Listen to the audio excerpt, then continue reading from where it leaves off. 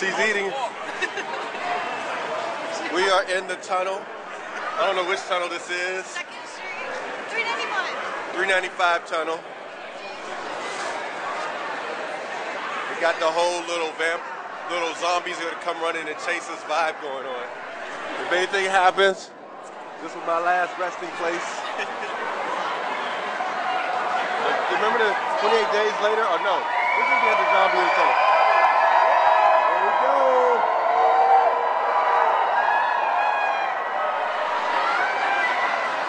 It's a love fest out here. It's a love fest. Celebration. I know everybody's out here for Obama. OJ. Look at this.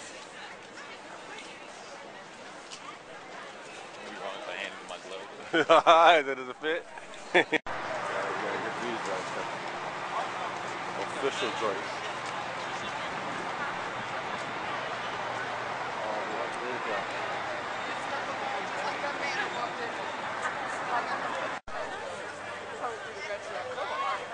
Miles later, finally at the mall. African History Museum, Holocaust Museum, Department of Agriculture.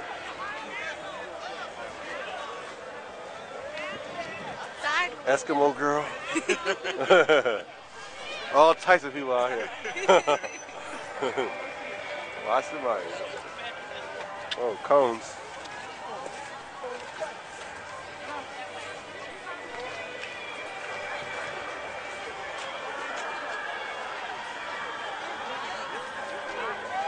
How did they get down here with that van? Get them, police. There we go.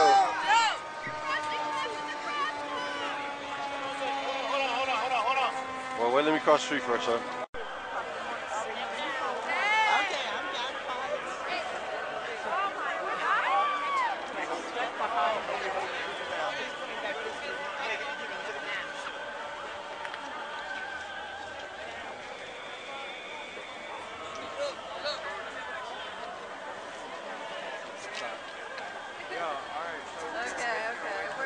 Like football.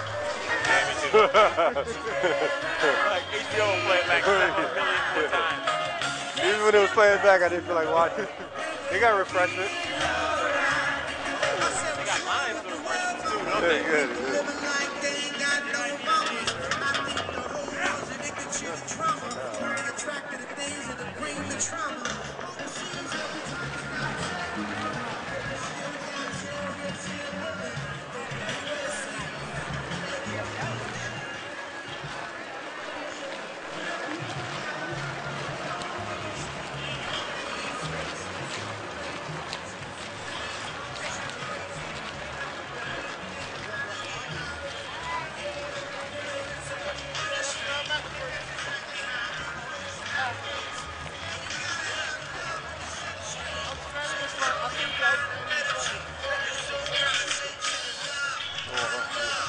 One law.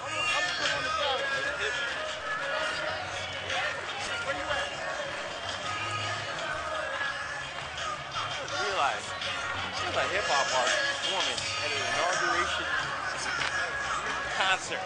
Exactly. That's the first time. There is rapping at inauguration. They're rapping at inauguration. That is changed. I'm gonna take a picture of you, take a picture of me.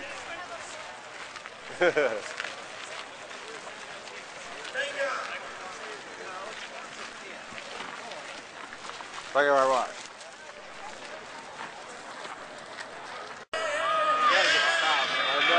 I missed the sound.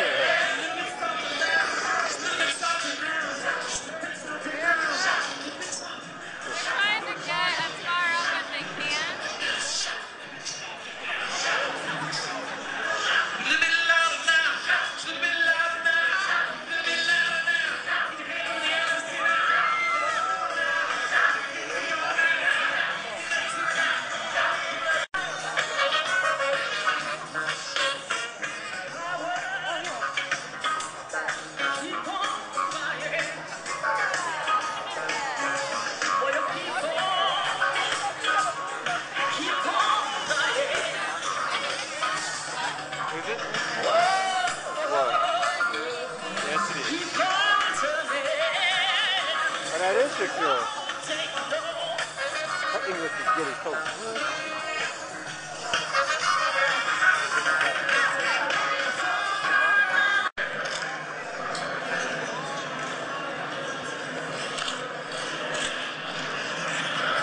There we go.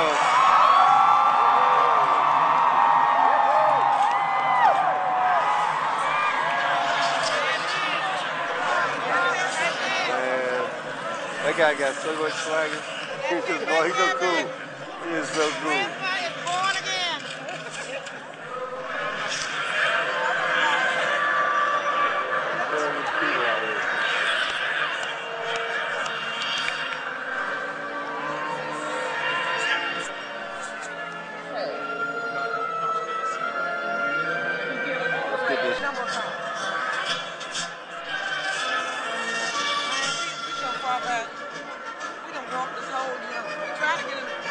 Gang of people out here.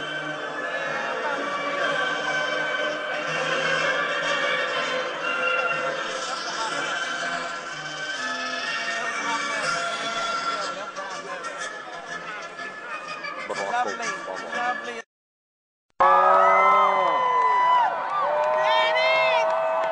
That's what I'm talking about. Bring it back. I'm here for a while. That's what you did. He got that smirk. He got that smirk. Slick Willie smirk on his face. Another man with swagger. What they say at the gym?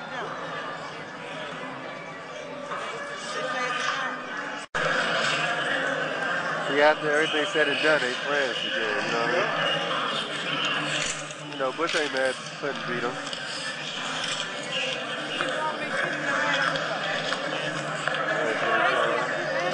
Yes, sir.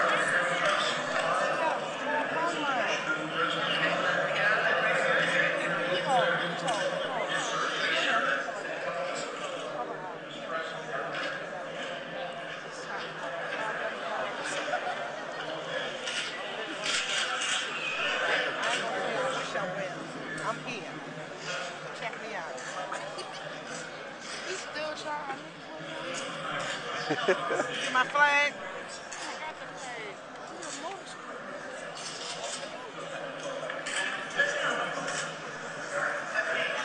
They need to get him a wheelchair. Look at that. Look at that. That's just the Capitol grounds right there. That's the other side of the Capitol.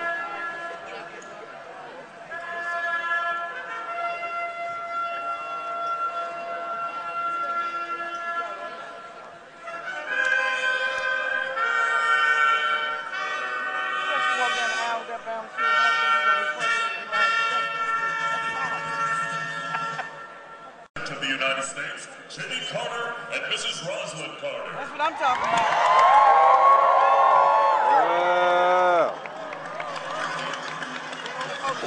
No bus balling.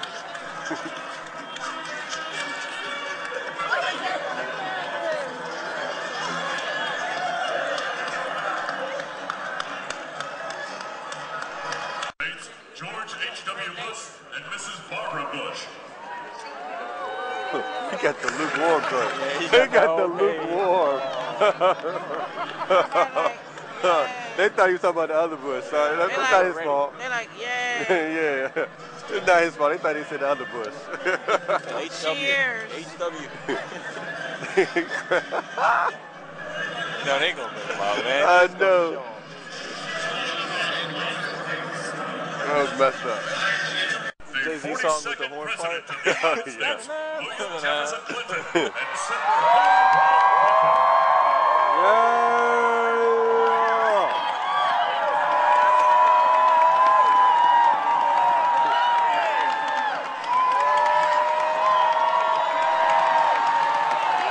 Look at that. They got the crowd on that one.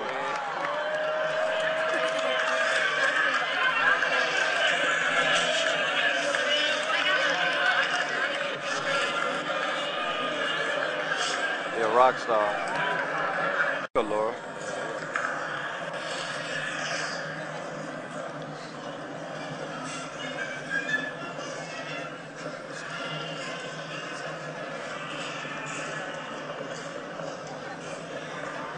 I'm glad we got that breakfast sandwich. Yeah, no, I would get hurt right now in that breakfast. You sitting there making that hot dog run. That line was out to the street. What's that?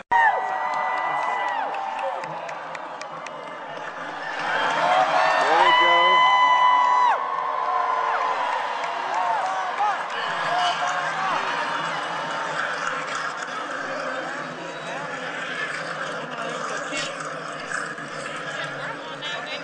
Down and out, grandma ain't got no significance, but she's grandma.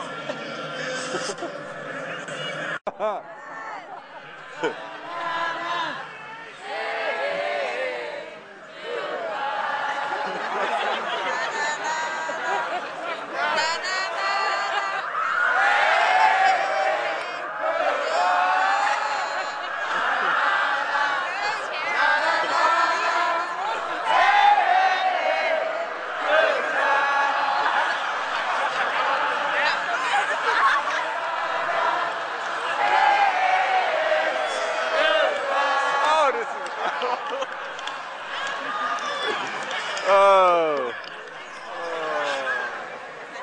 that was classic right there. Not this one. Fly to death. She gonna fly to death today, boo. Rock it, girl, rock it. Show 'em how it's done.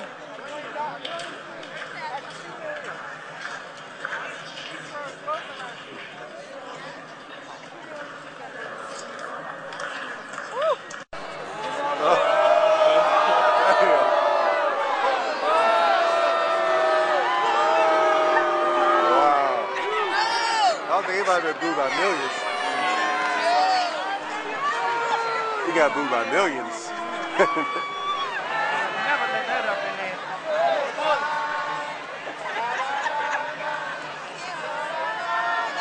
No, way down here.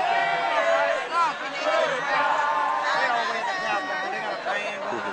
They ain't tripping on what we doing.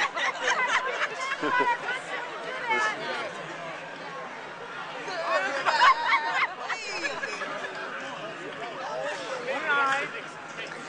It don't even matter.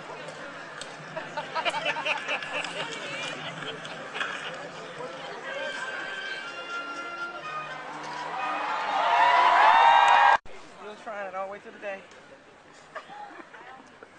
I would like to see everyone else do it. I'm like, peace and love. Peace and love. I drew that one. Peace and love. Not for everybody. Come on, man. Stop being disrespectful. Peace and love. Oh man, come on, we ain't come down here to hear y'all preach. I mean, just be quiet. Yeah! All right. Out of here! That's respect. No. It was a lady saying, go stick your head in a gopher hole. What? What? I don't know. I don't know what he's saying. They need to be quiet so we can hear. You stole and lied for 8 years. Look you in the face every day and lie. No, I thought them jokes were still walking down. The sight of that man scared You me. got that. I thought they were still walking down. They breaking them down before they get out the way. Charge him up before he has to come out. Hey, how come Bush come before him? He should be after Bush. Be after him. Well, Bush didn't come out. They didn't announce Bush yet. Oh, okay.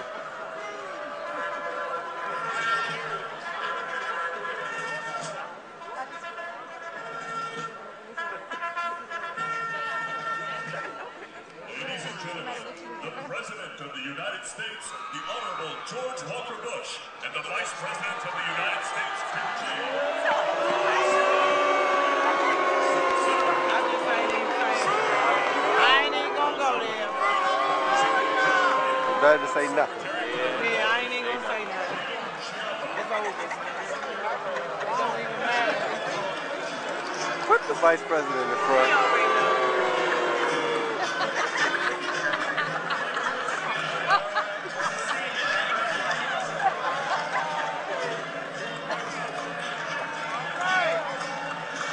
Oh, look at Joe.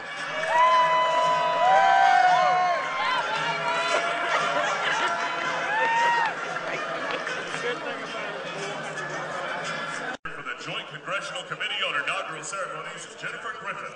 Senate Deputy Sergeant-at-Arms Drew Willison. House Deputy Sergeant-at-Arms Carrie Hanley. Senate Majority Leader Senator Harry Reid. House Majority Leader. Man, you getting everybody in one shot. There we go.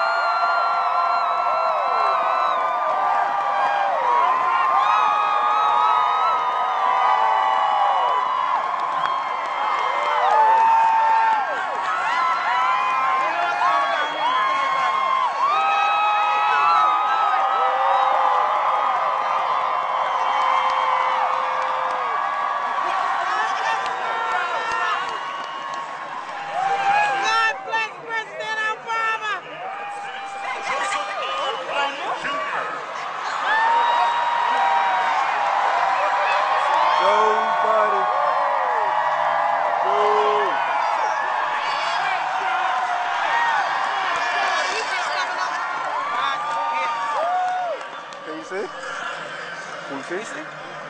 No, you can't see?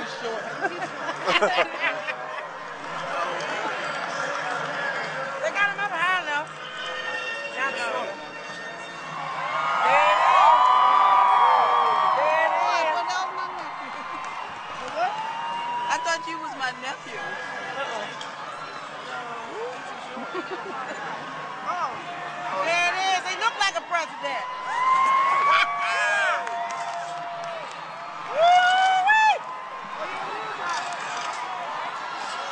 Fresh shape up. That look clean. You got it though? You got that DC shape up. You looking fresh to death. You looking fresh to death. Why you saying? Obama. Obama.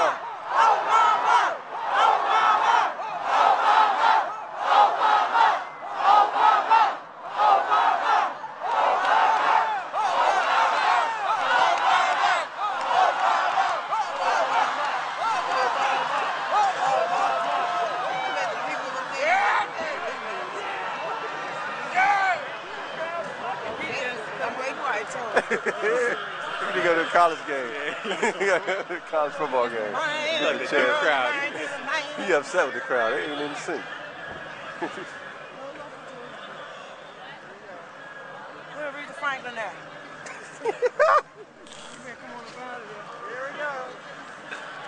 I'll be mad they announced her last. She done beat out.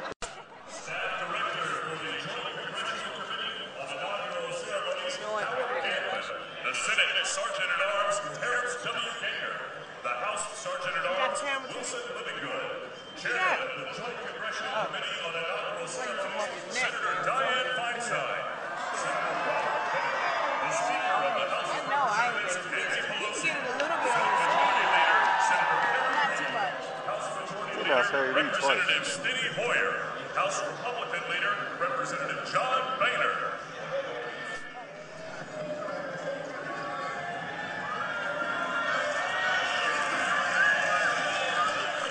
To come back.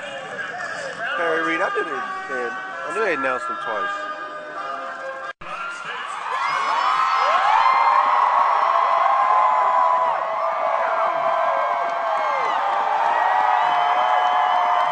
No man.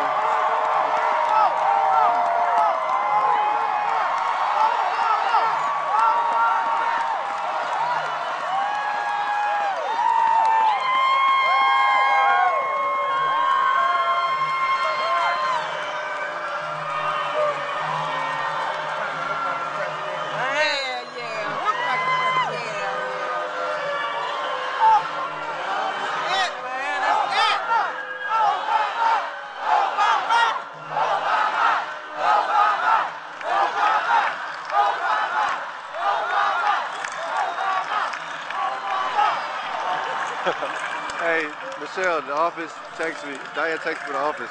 We're all watching on the projector. Wave so we can see you.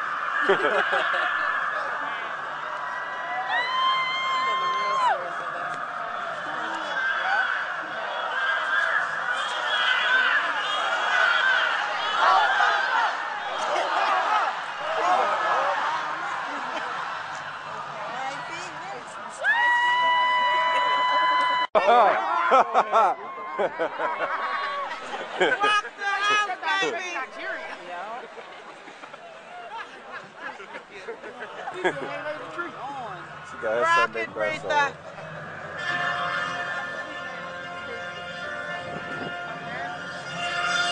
National anthem.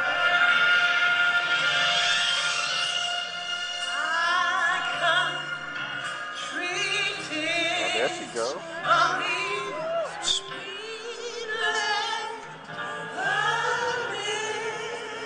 I just let her sing.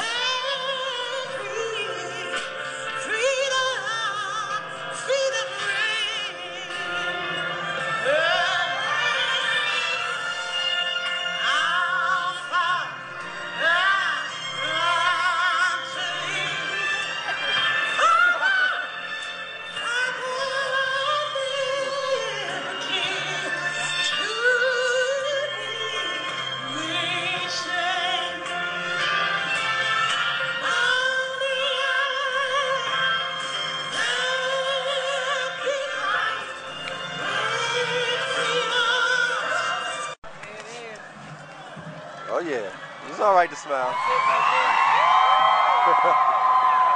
You can smile now. You have it. Are you prepared to take the oath, Senator? I can't see the Bible. I, Barack Hussein Obama, I, solemnly swear Barack Hussein Obama, do solemnly swear that I will execute the office of President of the United States faithfully. that I will execute Faithfully, the office of President of the United States. Is he messed up or does he Will, to sound? the best of my ability, Will to the best of my ability preserve, protect, and defend the Constitution of the United States. preserve, protect, and defend the Constitution of the United States. So help you God. So help me God. Congratulations, Mr. President.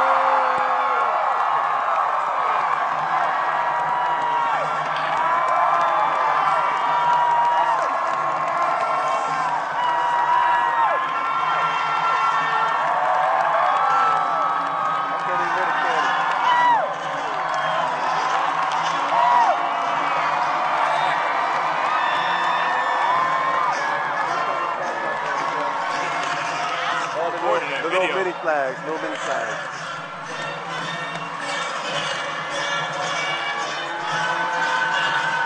All hell to see.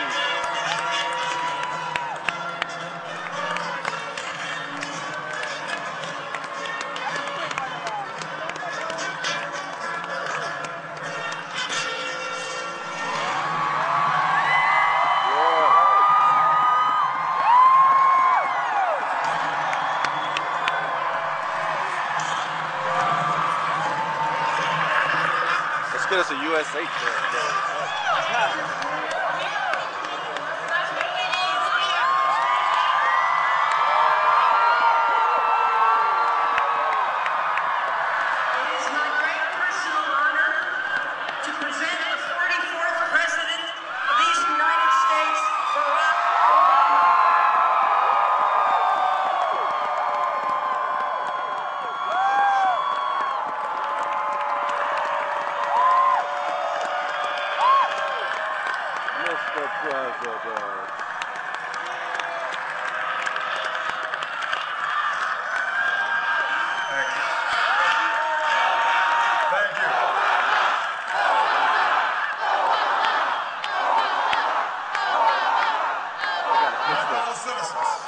Go.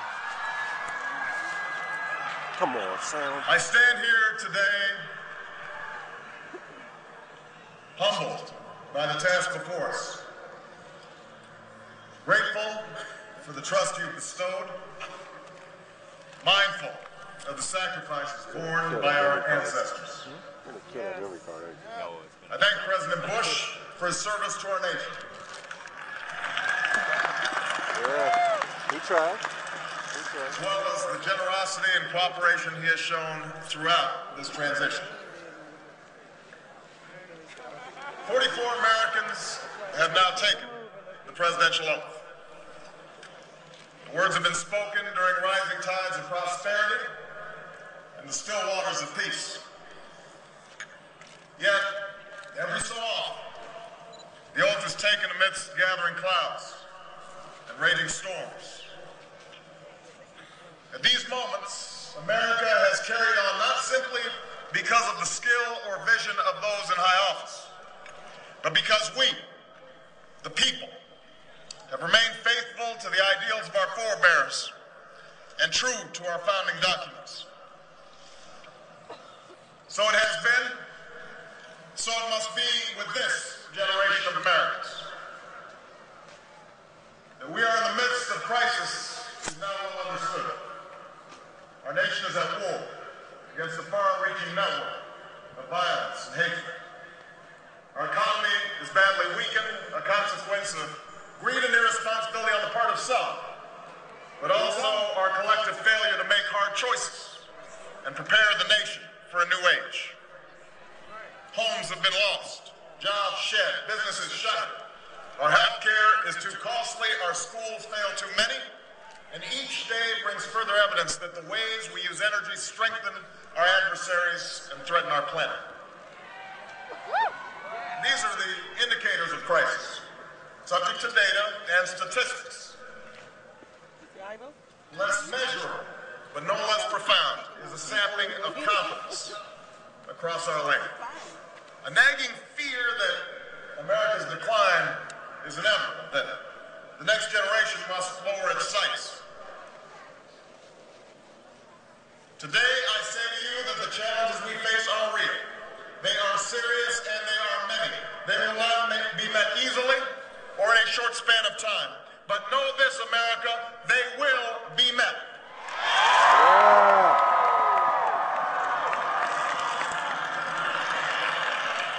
On this day, we gather because we have chosen hope over fear, unity of purpose over conflict and discord. On this day, we come to proclaim an end to the petty grievances and false promises, the recriminations and worn-out dogmas that for far too long have strangled our politics. We remain a young nation, but in the words of Scripture, the time has come to set aside childish things. The time has come to reaffirm our enduring spirit, to choose our better history, to carry forward that precious gift, that noble idea passed on from generation to generation, the God-given promise that all are equal, all are free, and all deserve a chance to pursue their full measure of happiness.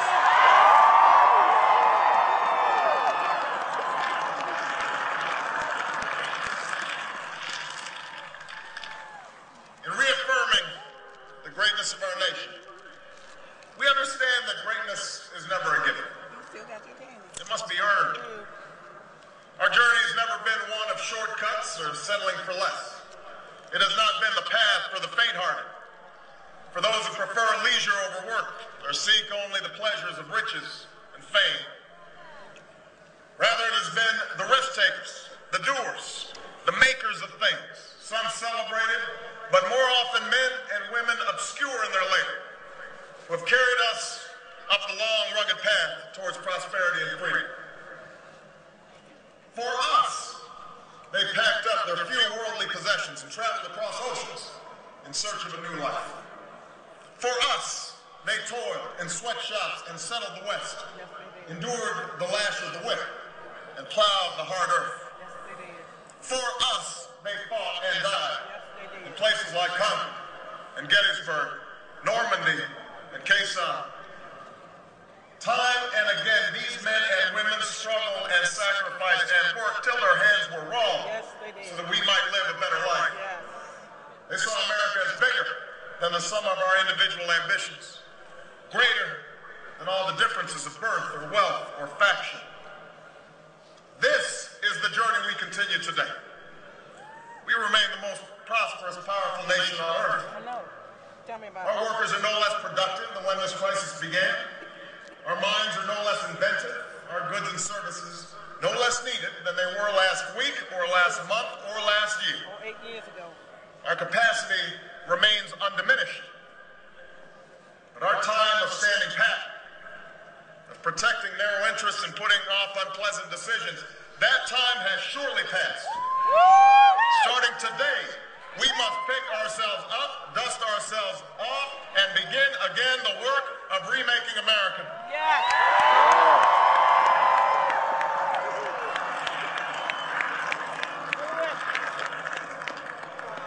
Everywhere we look, there is work to be done. The state of our economy calls for action, bold and swift, and we will act, not only to create new jobs, but to lay a new foundation for growth. We will build the roads and bridges, the electric grids and digital lines that feed our commerce and bind us together. We will restore science to its rightful place and wield technology's wonders to raise healthcare's quality and lower its cost. We will harness the sun and the winds and the soil to fuel our cars and run our factories, and we will transform our schools and colleges and universities to meet the demands of a new age. All this we can do. You trying to get through? All this we will do. Oh, well, how you gonna find them? Now, there are some who question the scale of our ambitions, who suggest that our system cannot tolerate too many big plans. You're not lonesome finding. Their memories are short, Leave that child alone. for they have forgotten what this country has already done, what free men and women can achieve when imagination is joined to common purpose and necessity to courage. What the cynics fail to understand is that the ground has shifted beneath them, that the stale political arguments that have consumed us for so long no longer apply. The question we ask today is not whether our government is too big or too small, but whether it works, whether it helps families find jobs at a decent wage, care they can afford, a retirement that is dignified. Where the answer is yes, we intend to move forward. Where the answer is no, programs will end. There you go. And those of us who manage the public's dollars will be held to account. Thank you. To spend wisely, Thank you. reform bad habits, and do our business in the light of day, because only then can we restore the vital trust between a people and their government. Nor is the question before us whether the market is a force for good or ill. Its power to generate wealth and expand freedom is unmatched. But this crisis has reminded us that without a watchful eye, the market can spin out of control. The nation cannot prosper long when it favors only the prosperous. The success of our economy has always depended not just on the size of our gross domestic product, but on the reach of our prosperity, on the ability to extend opportunity to every willing heart. Not out of charity, but because it is the surest route to our common good.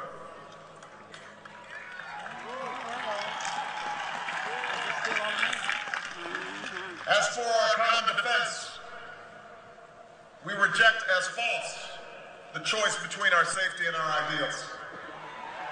Our founding fathers,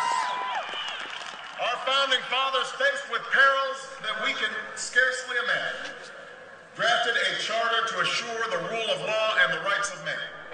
A charter expanded by the blood of generations. Those ideals still like the world, and we will not give them up for expedience sake. And so, to all the other peoples and governments who are watching today, from the grandest capitals to the small village where my father was born, know that America is a friend of each nation and every man, woman, and child who seeks a future of peace and dignity, and we are ready to lead once more.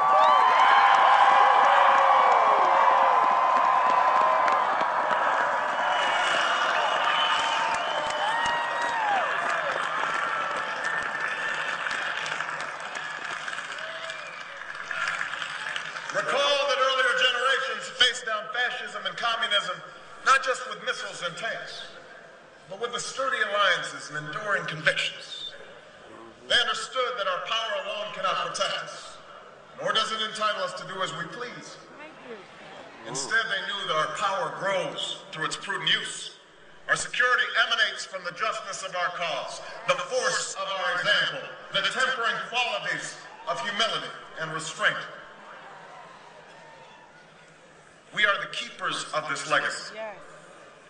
Guided by these principles once more, we can meet those new threats that demand even greater effort, even greater cooperation and understanding between nations. We will begin to responsibly leave Iraq to its people and forge a hard-earned peace in Afghanistan. With old friends and former foes, we will work tirelessly to lessen the nuclear threat and roll back the specter of a warming planet. We will not apologize for our way of life, nor will we waver in its defense. And for those who seek to advance their aims by inducing terror and slaughtering innocents, we say to you now that our spirit is stronger and cannot be broken. You cannot outlast us, and we will defeat you.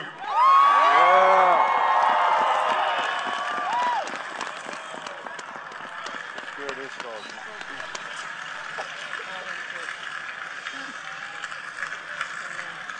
For we know that our patchwork heritage is a strength, not a weakness.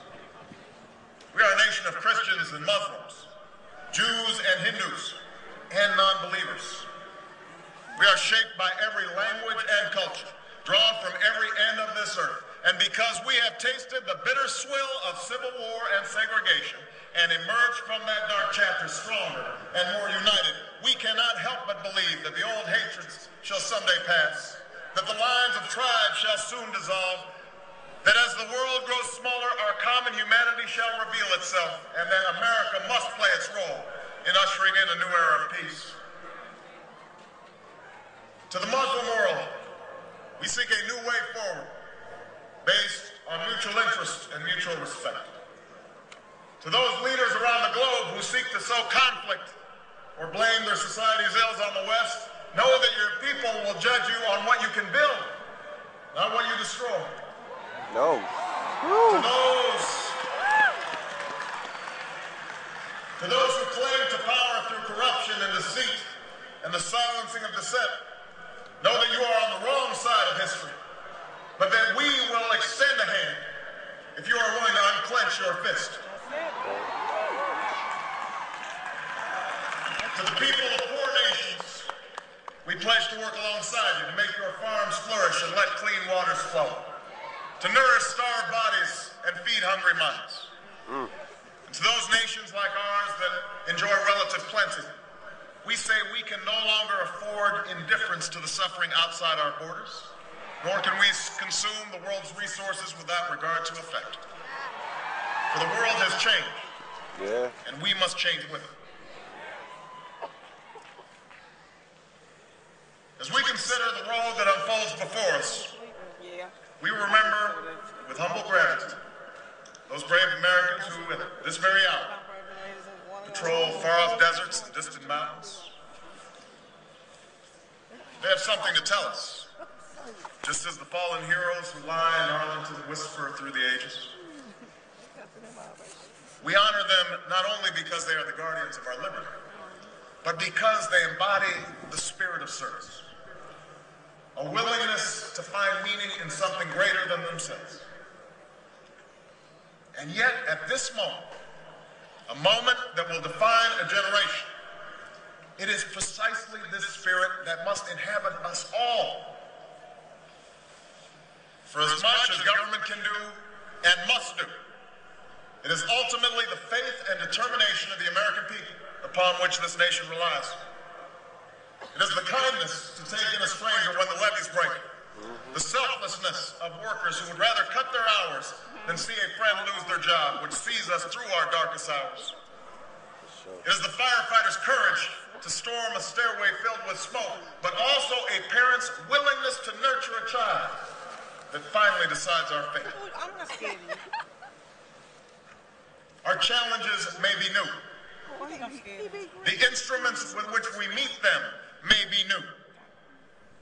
But those values upon which our success depends, honesty and hard work, courage and fair play, tolerance and curiosity, loyalty and patriotism, these things are old. These things are true. They have been the quiet force of progress throughout our history. What is demanded then is a return to these troops. What is required of us now is a new era of responsibility, a recognition on the part of every American that we have duties to ourselves, our nation, and the world, duties that we do not grudgingly accept, but rather seize gladly, firm in the knowledge that there is nothing so satisfying to the spirit, so defining of our character, than giving our all to a difficult task. This is the price and the promise of citizenship. This is the source of our confidence, the knowledge that God calls on us to shape an uncertain destiny. This is the meaning of our liberty and our creed, why men and women and children of every race and every faith can join in celebration across this magnificent mall, and why a man whose father less than 60 years ago might not have been served at a local restaurant can now stand before you to take a most sacred oath.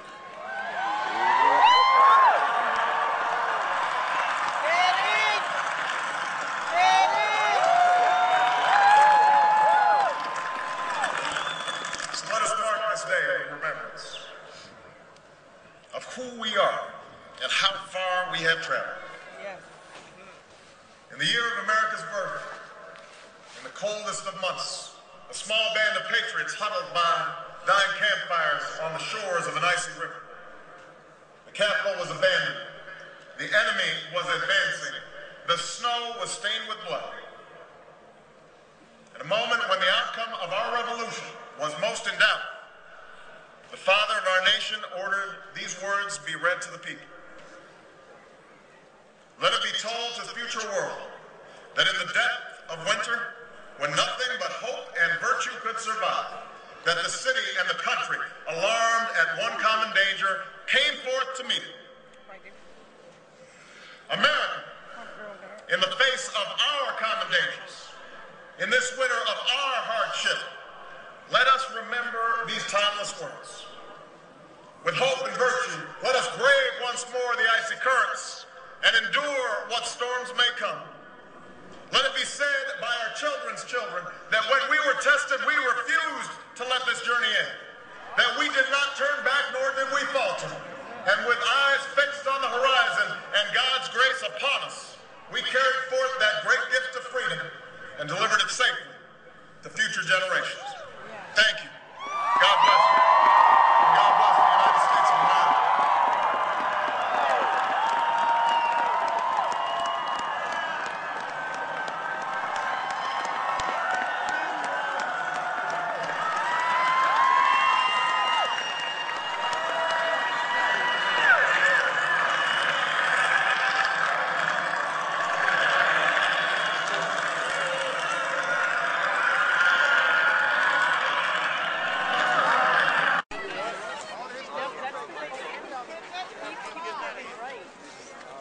That could have been nasty. Friends at the Capitol to go to the parade. Friends at the Capitol trying to go to the parade.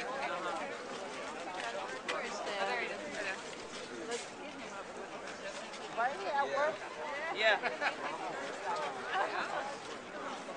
I just didn't want to get stuck.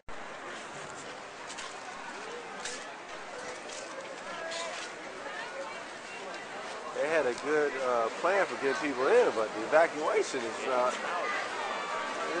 working out quite as nice.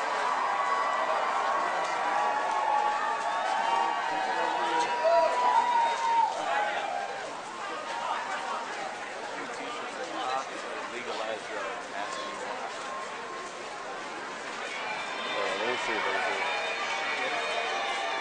That guy in the cops say legalize drugs. I guess he wanted all the people to kill themselves.